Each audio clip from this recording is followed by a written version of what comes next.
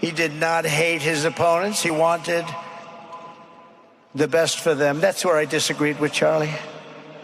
I hate my opponent, and I don't want the best for them. I'm sorry.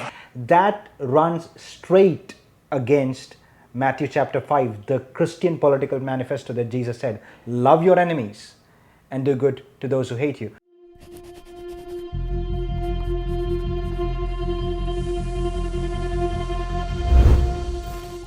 Hello and welcome to the Carpenter's Desk. As usual, I'm Asher John, and today I'm joined with a friend of mine, Zach Labuschagne. Hi Zach, welcome to the show. Thank you. Zach and I have been having conversations about faith, theology, politics, apologetics for a while, and I thought that why not record some of these conversations and put it out there. So first of all, thank you Zach for agreeing to do this. Of course. Why don't we begin by introducing yourself, who you are, what your interests are. I know that you're studying theology, but for the audience, a little bit about yourself. Sure thing. Well, first of all, thank you for having me on, Asher. And hi everyone, thanks for watching. Hope to come back in future.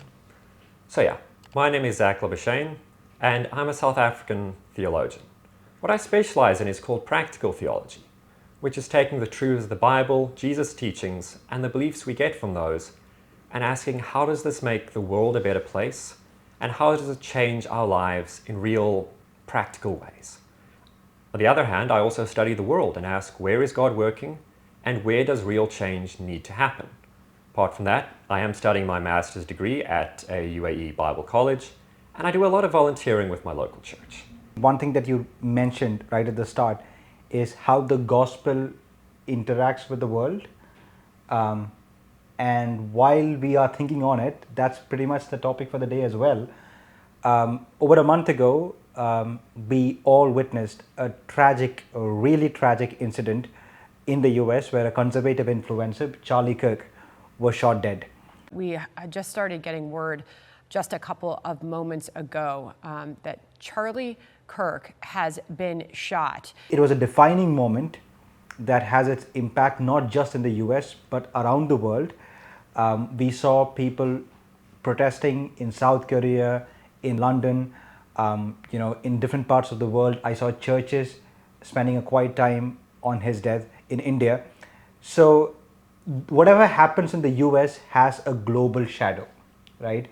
Oh yes. And that's also because of the cultural dominance that the US has exercised, not just in faith, matters of faith, but generally speaking. And that is the reason why we are talking about this issue. Both of us are from the global south. I was raised in India, and Zach, you? I was raised in South Africa and Kenya.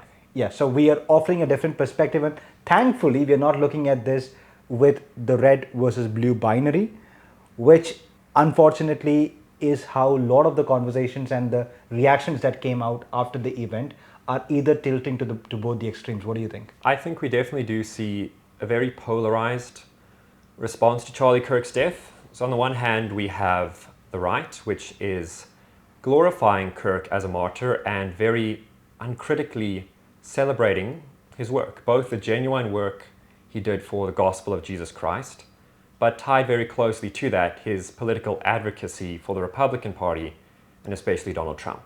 On the other hand, we have the left, many of whom have celebrated or reveled in his assassination, which we can find equally disturbing in many ways. And I don't think that we need to speak about that in detail, that how even demonic that is to be celebrating anyone's death for that matter. So we won't spend much time there.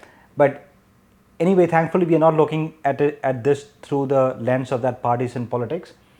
And I do genuinely understand, and I've come to appreciate the fact that why certain well-meaning US Christians in the US would tilt the way they do. And that is a very difficult spot to be in when you have, binary political spectrum where you have to choose from, and then you have to decide what values do you vote for. So we would not be commenting on that. But what we want to unpack today is what happens when the gospel of Jesus intertwines with the politics of the world.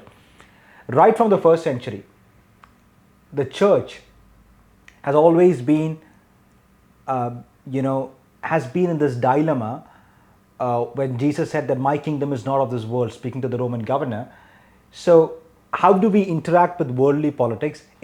in some way how N.T. Wright puts it, right? How you live between the cross and the Caesar. Yes. Yeah. So the empire of the world, how do we interact with the politics of the world because we are in the world? But at the same time, how do we imbibe and reveal the alternate politics, the good politics of Jesus? That's a great way to steer this discussion.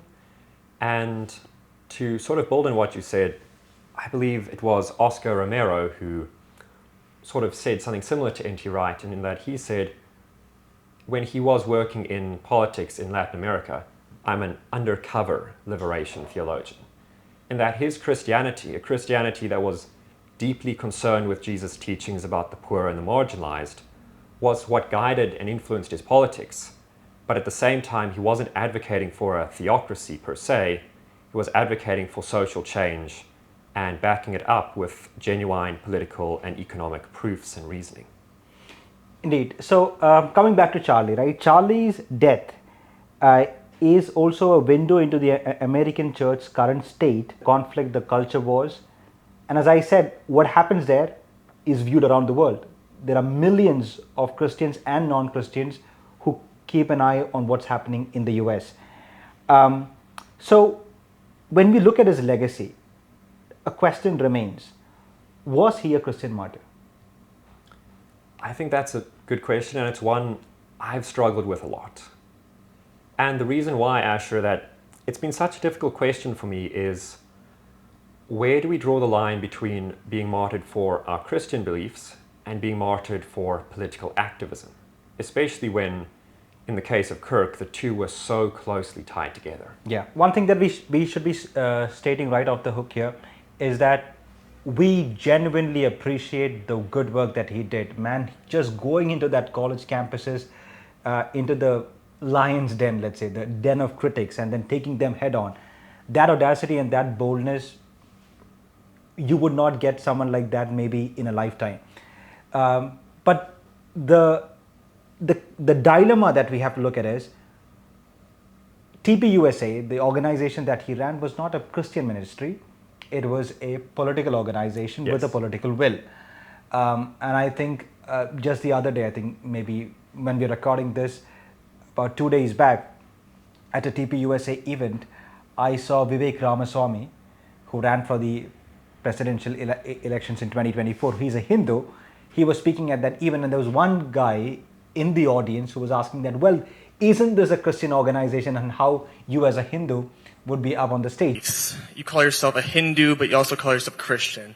I don't call myself Christian. I call myself a Hindu. Okay. So based on what the Turning Point's values are, which is Christianity, I'm a little confused on why you believe in a polytheistic ideology. But the answer to that is, it's quite revealing that it is not a Christian organization. It had a political purpose. Having said that, Charlie was vocal about his Christian beliefs, about the gospel. He often complemented the politics that he spoke by also even preaching the gospel wherever he went. In fact, the very incident in Utah where he was murdered, a few minutes before the killing, there was a video that went viral where he spoke very boldly about Jesus, his life, his death, and the gospel message in a nutshell. So we do appreciate that, but at the same time, what we want to highlight is the blurring of the lines between politics and faith.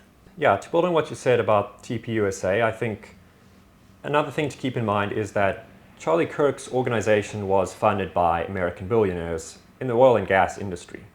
So immediately once we do see that kind of influence, we do need to be very careful and ask, what kind of gospel and what kind of politics and what kind of Christianity is this organization advocating for if it benefits that incredibly powerful group of people responsible for a lot of damage to the world today and throughout history?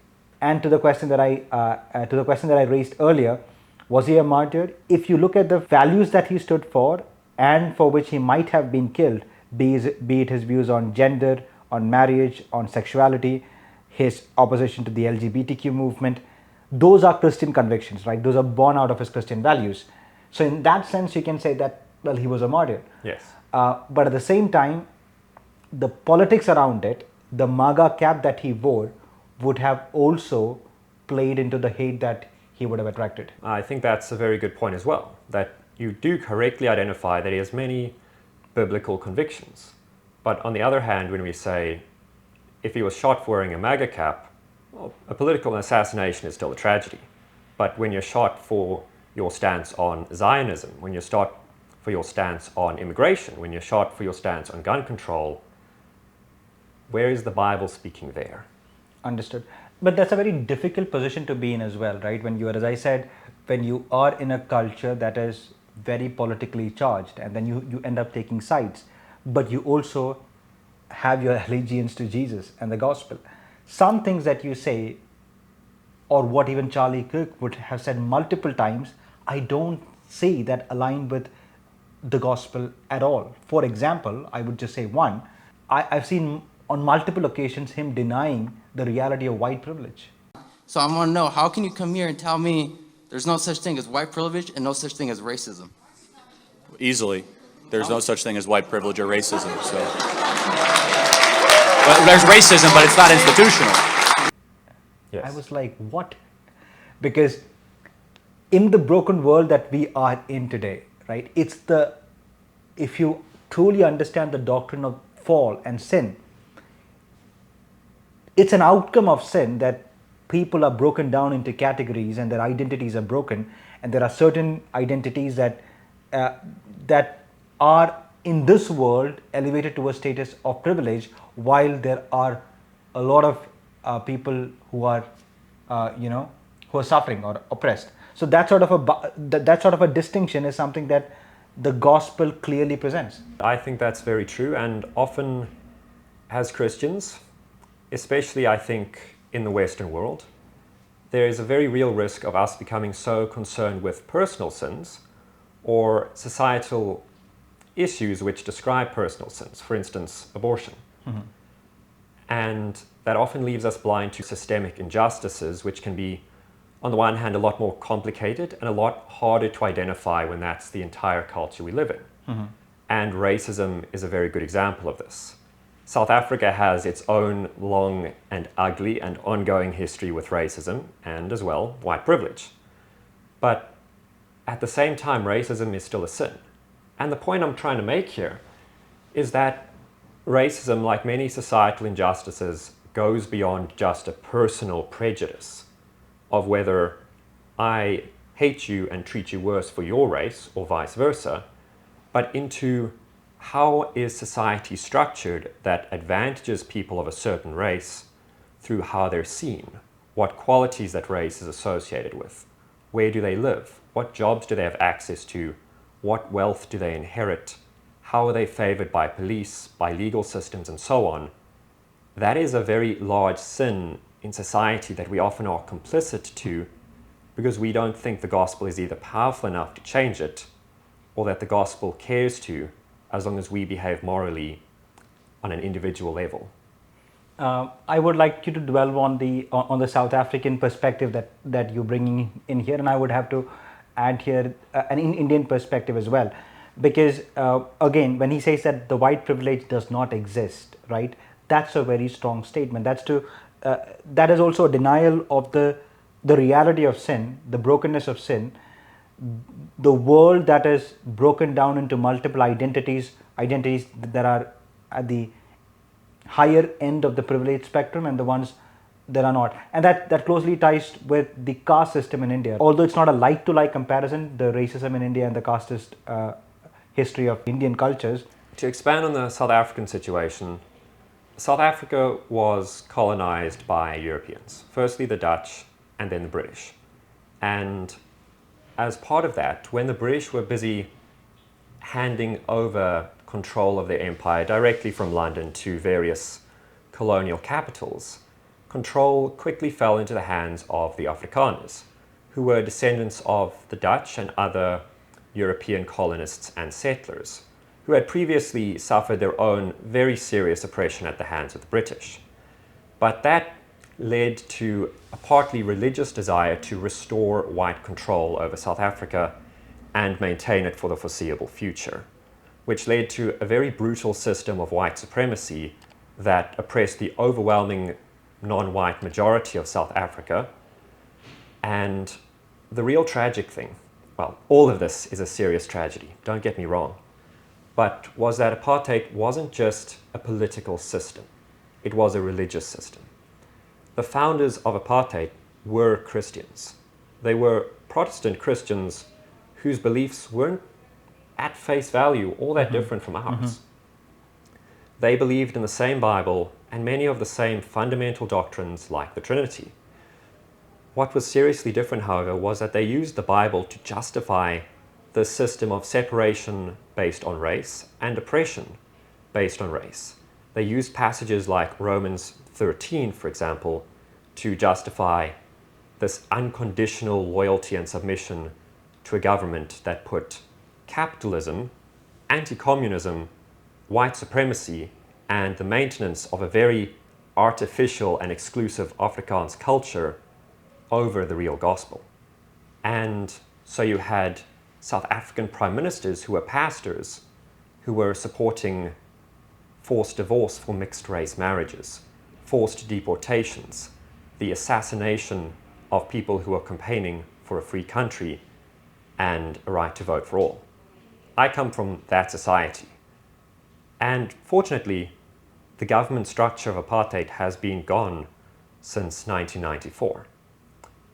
That's over 30 years. But at the same time, white privilege in South Africa is painfully real. White people are still the richest and safest demographic in South Africa. And that doesn't seem to be changing for the foreseeable future. And this is not about Charlie Kirk, right? As I said, this is a foundational truth that the gospel addresses, that you are, when you're interacting with the world, when you're reaching out with the gospel to the world, you're talking to a society where identities are broken. There are the privileged and there are the underprivileged. And that is the reality of sin. It's the reality of the fall, and the gospel is out there to make the repair. There is a parallel to be drawn there. In fact, the lower caste in India are often called the unprivileged caste, and the higher ones are called the privileged caste. They're called privileged because there is privilege associated with it, which they are blind to, right? So when you take the gospel message to India, particularly the rural pockets of India, what really draws people of the downtrodden caste is the message that your identity is found in Christ. And that's the drawing, message that helps them break the shackles of their caste identity and are unified in the body of Christ, which is the church. Yes. Now, when you preach that gospel, when you say that gospel, and people in India are also seeing what's happening in the US, because as we said earlier, the world is watching, there is a difficulty that it's difficult to align both at the same time. And that's sort of the brokenness we saw in South Africa, where, again, this was a Protestant church, the Dutch Reformed Church, closely tied to the ruling National Party and their apartheid regime, that ignored the brokenness of their own society, hyper-focused on individual brokenness in racially segregated churches. This is if you just do a survey of maybe the last 200 or 300 years, you will see that there have been theologians who have even advocated a view that when you go to heaven, there would be segregation in heaven as well. A place for the blacks and a place for the whites. Some have gone to the extent of saying that the colored Christians or the colored believers in heaven would be transformed to whiteness, because whiteness is what the divine stands for. So those kind of deeply evil theologies have also emerged out of these political views, which then had to be theologized, so to speak. So that's the real danger here. Secondly, when you tie politics with the faith, what happens is that you stand up for values, as we said, which are not necessarily Christian values. I think that's a very serious issue we see, is that we try and use the Bible to justify values which either the Bible doesn't comment on directly or is outright against. And I've also seen this catastrophic for evangelism and church ministry, because it forces people to conform to values which are not biblical in order to be considered Christians, And meanwhile, while people who oppose those same values because of their Christianity are then marginalized and pushed out of church spaces. On the other hand, and I think a much more crucial issue, because of the societal scope it has, is the way that the Republican Party has profited and manipulated the circumstances of Kirk's death. The memorial service is a good example. Look how many American flags were there. Look at speakers like Donald Trump. Look at the who's who of American politics attending it. Look at the red, white, and blue color scheme. God's colors are not red, white, and blue. God's speakers are not going to be your president. Where are pastors? Where are our elders? Where are our deacons? To make it into an explicitly political event is deeply concerning for me. Because it essentially furthers what Kirk was already doing, and what he was being paid to do was to blur the line between Christianity and conservative Republican politics. For them to continue that, to preach both Christianity and these politics from the same pulpit, to pray as if the same God endorses both, is incredibly manipulative. I would see it as part of an ongoing attempt of the Western right wing to monopolize Christianity, which is going to be deeply disastrous for Christianity and deeply disastrous for everyone else, save possibly the leaders of the American right in this world. And it's disastrous not just for the American Christianity, but it sends wrong signals around the world, and it would be not a good thing for Christianity around the world itself. Absolutely. Yeah, and I think when you said that it's not red, white, and blue, I was reminded of what Francis Schaeffer said years ago, that let's not wrap our Christianity with the American flag. Absolutely. Because that is going to be quite disastrous, as you said. Yes. And like the reason I care so much about this as a non-Westerner is because I'm a South African. And again, in my country, the National Party, the apartheid regime, successfully did that and wrapped Christianity in the Oranje Blanje Blauw flag, our old orange, white, and blue flag, for 50 years. And that has ongoing catastrophic events in my country that modern churches have tried to step out of politics completely and not talk to societal injustices anymore, but let the damage of apartheid and the corruption of our new government keep going. So to see this happening in another country sets off alarm bells for me. I don't want that same story repeating. So on the one hand, it's not my place to say whether Charlie Kirk is an American hero. I think that is a question for Americans to discern. I think we can definitely say he was a martyr to some extent, and definitely a political martyr as well as a Christian martyr, and those are not the same. Even if the American right is now pretending that they are. So for him to be called an American hero and a hero of Christianity in the same event, and for that to be a dominant narrative, which people are now losing their jobs for, protesting, is not only an alarming, I think, attack on the very free speech Charlie Kirk claimed to advocate for. Again, I'm not an American, I don't know the intricacies of how that works legally. So I speak under correction here. But I do think it is alarming that you lose your job for questioning that narrative. Yeah, absolutely. And I think it is going to be especially alarming, again, as you said, when non-Westerners, we import this as well. And sort of to sum up this, I've talked a bit about South African history here. But apartheid South Africa was an American ally throughout the Cold War, and only really began to collapse in earnest when the Americans started withdrawing their support and engaging in economic sanctions against the country. For 50 years, we South Africans, or at least the South African government, which is not the same as all South Africans, just as the American government is not the same as all Americans. The South African government and the American government worked hand in hand to profit the billionaires, oligarchs, and often church leaders, wealthy church leaders in both countries, oppress the majorities, stamp down not only communism, but many calls for social action which were biblical by calling them communism and calling what they did Christianity. So American churches and American leaders even funded South African churches to preach apartheid. Just as many American churches still fund African churches to preach a very specific doctrine of Christianity and a very specific conservative politics today.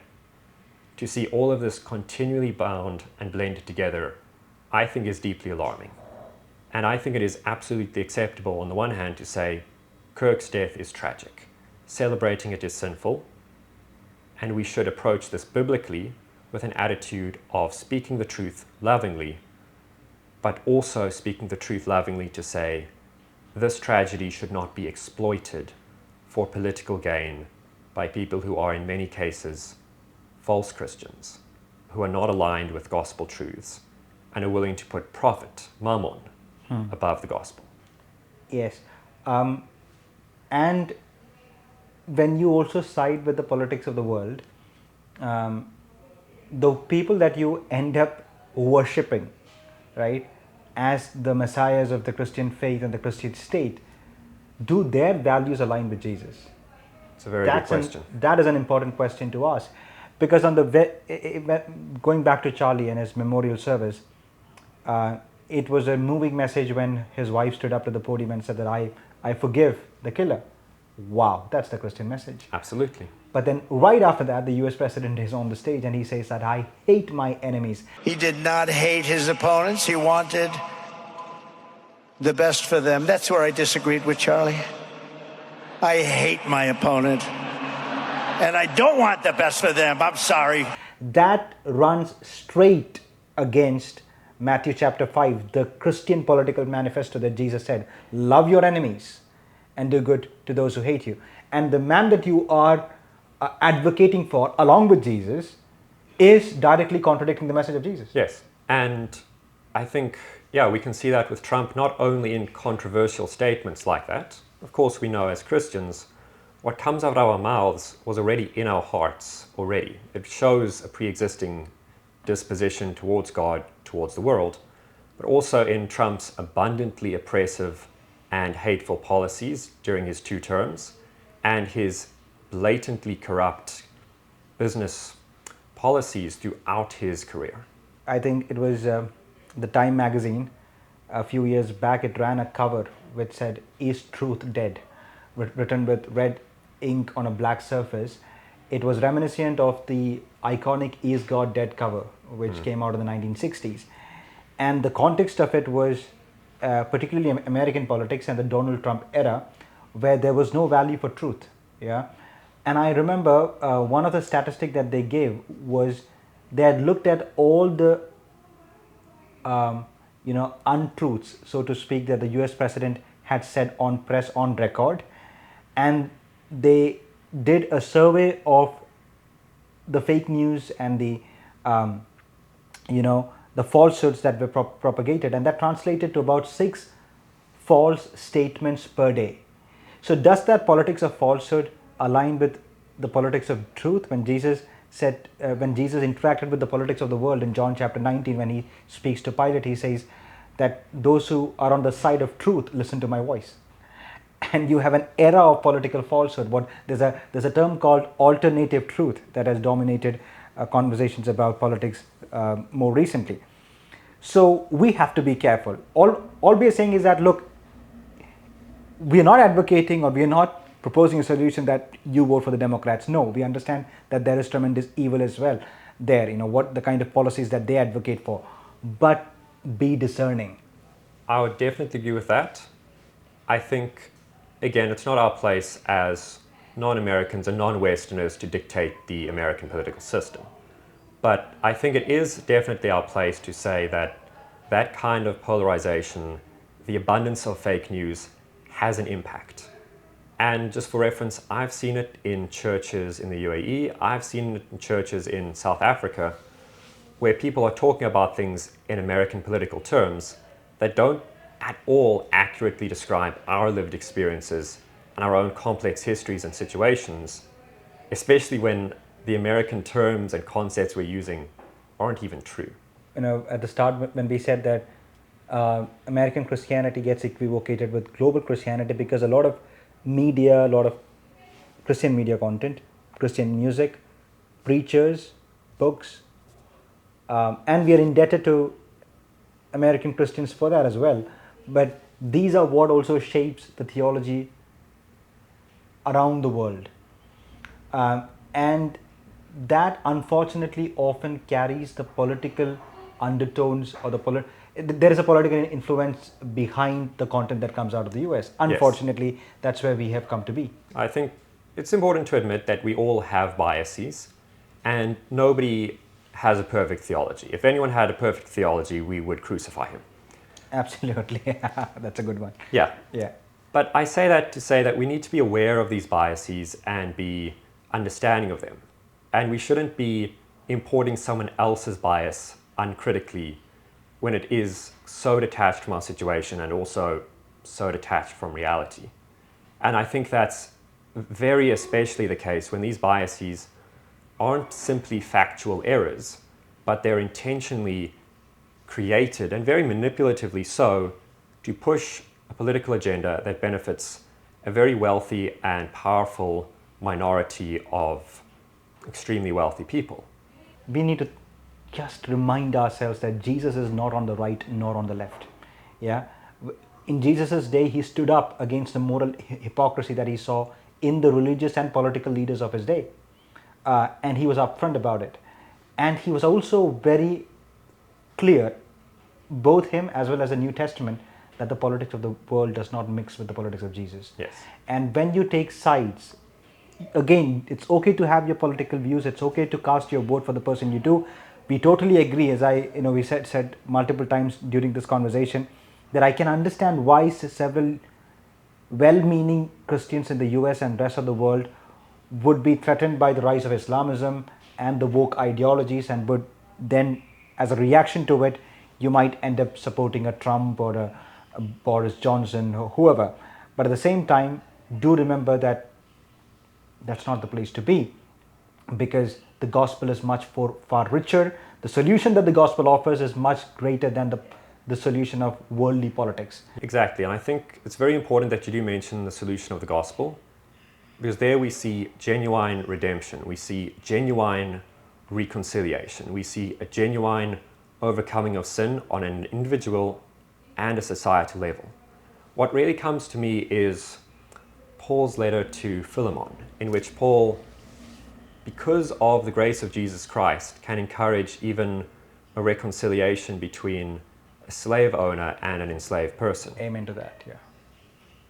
And at the same time, to just build on that, Paul also recommends to slaves in 1 Corinthians chapter 7, if you can gain freedom, do so.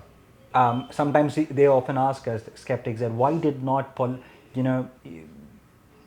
outright condemn slavery or lead a political movement against slavery in the day, incite slaves against the masters? And therein lies your answer, that because Christianity was not meant to be a political movement, yes, but it laid the roots and the clarity in terms of theological terms when it said that we are all one in Christ. There is neither slave nor free in terms of gender, no male or female, no Jew, no Scythian, no barbarian.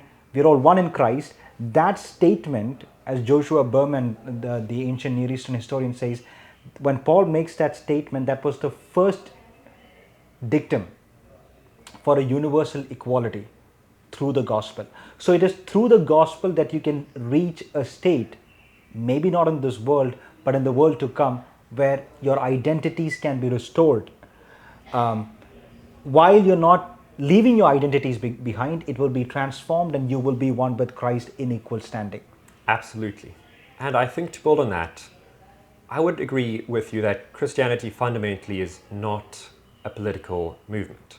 We have, like you said, a far greater spiritual cause that is lived out in what we do with our bodies in the world. But at the same time, we can't be completely blind to politics either.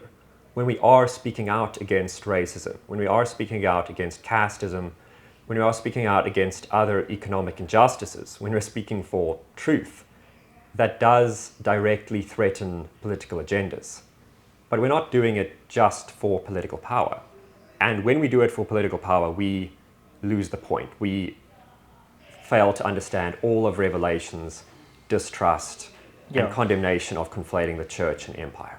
And you might also end up contributing to the hate that further stimulates the culture wars, Absolutely. right? Because there's often we put that in terms of two spectrums. One is truth without love, and the other is love without truth. And love, the kind of love that the gospel portrays, is one that bends for others without compromising the truth. Absolutely. I think, yeah, that again, we even see that in Ephesians 4. Speak the truth with love. Absolutely. And That is what that's what's lacking in the politics of the world, yes, right? When you align with the politics of the world, you take up stances that you might be speaking for a lot of truths as well, but at the same time, you will be diluting the love factor of the gospel. yes. And I think it's also important to say that we do see these two sort of failed binaries of speak the truth without love and speak the love without truth. But again, I would not tie these to any specific faction in a culture war or a left-right divide. We can see examples of these failures and abuses on both sides by Christians who identify with one side or the other. Mm-hmm. The failure is to identify primarily with the gospel. That is the solution, and we fail when we don't do that. Absolutely. And just going back to that Christian martyr question, right, about Charlie Kirk, I just think that there's one more thing to add there, that when you talk about martyrdom, persecution, don't take it lightly, right? There are, in the global south, there are people who are being persecuted for their faith and their faith alone. Yes. Right? They're persecuted in poverty, they're persecuted with political attacks, with state-sponsored violence, churches being vandalized. That's real persecution, right? And if you are persecuted because you stand for Christian values, yes, but also you are playing to a politics which can attract hate. Yes, it might be martyrdom, but it's not comparable with the persecution that's happening around the world, particularly in the global south. Absolutely. I think you make a very poignant point there, Asher, to say that while there are plenty of injustices and sufferings faced by Christians in the West, and these are increasing, this does not compare to the level of suffering faced by Christians in the global south. And to build on what you said, and I think this is a very important point, the American church can often have a persecution complex.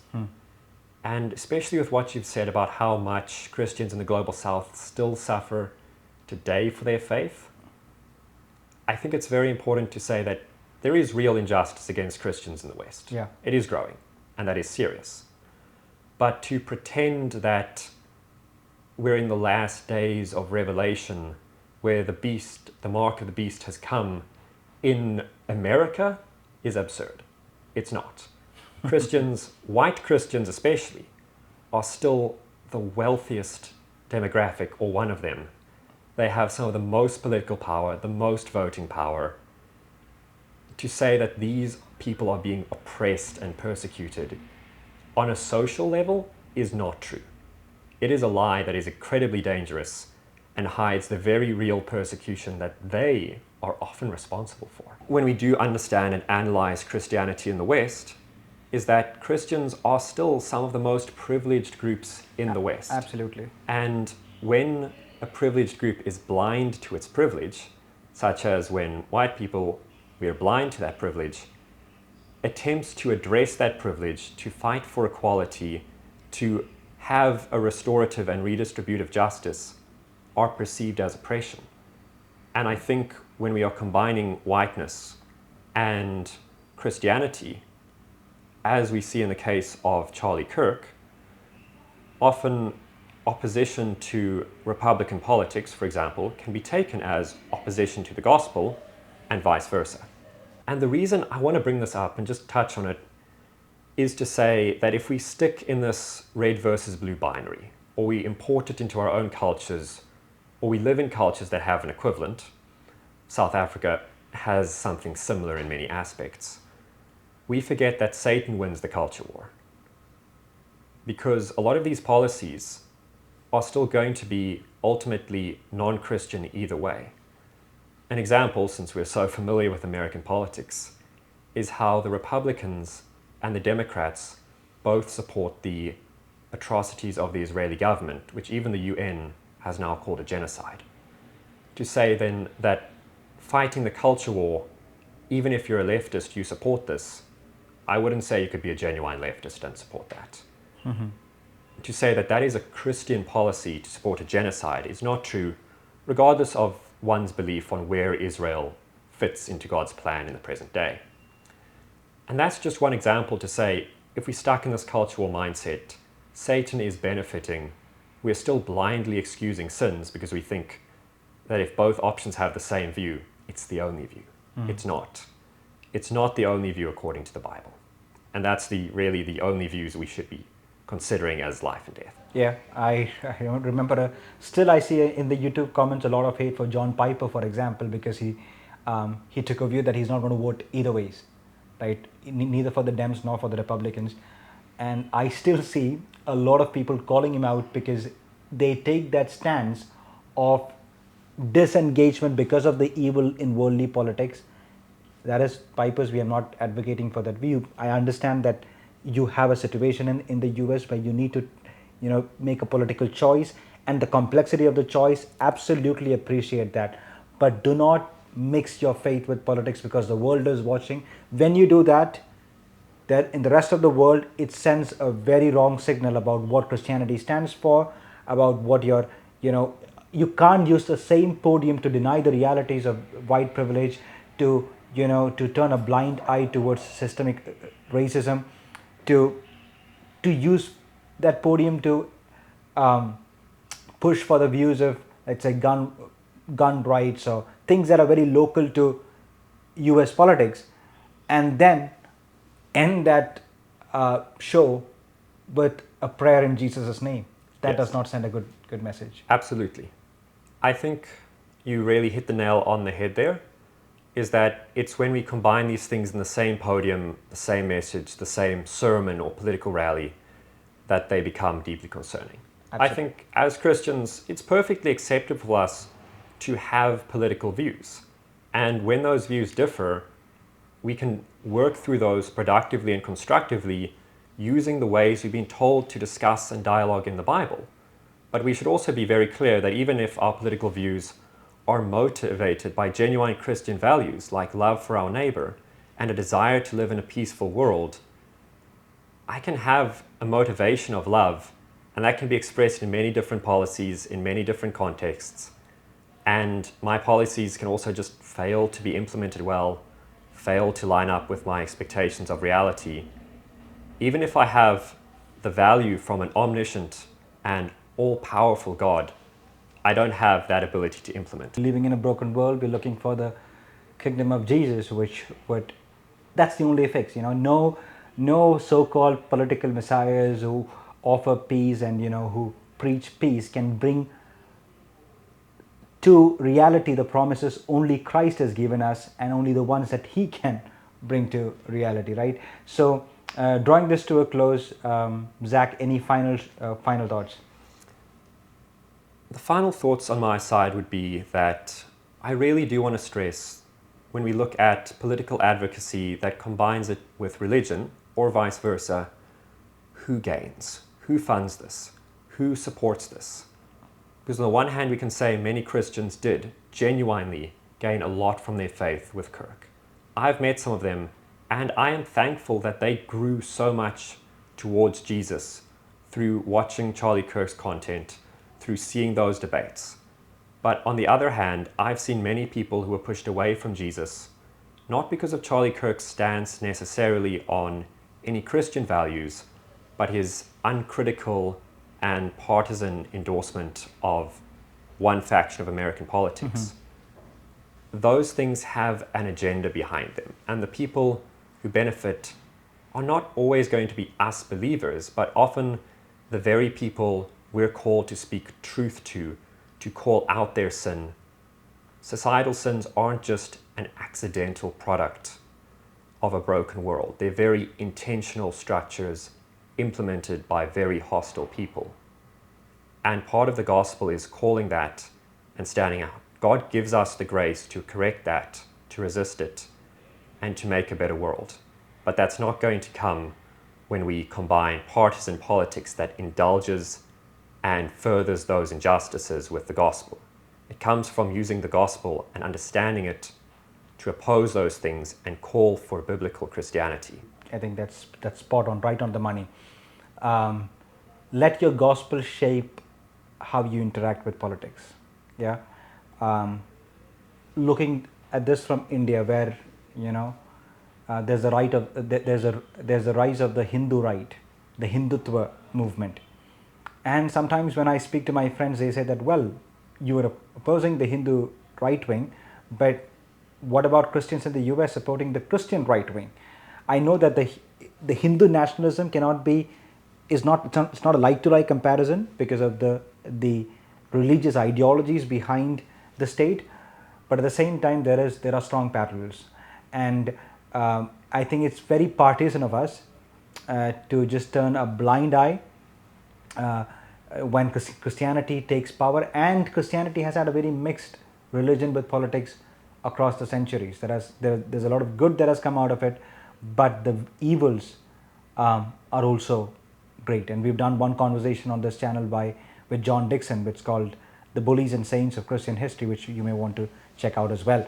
And thank you, Zach, again for coming on the show, and God willing, we'll do more episodes like these. If you want us to engage with certain topics that you think that can be brought on here, please do let us know in the comments your thoughts on the issues that we discussed as well.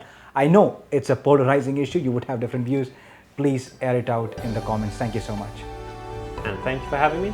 Thank you for listening. God bless.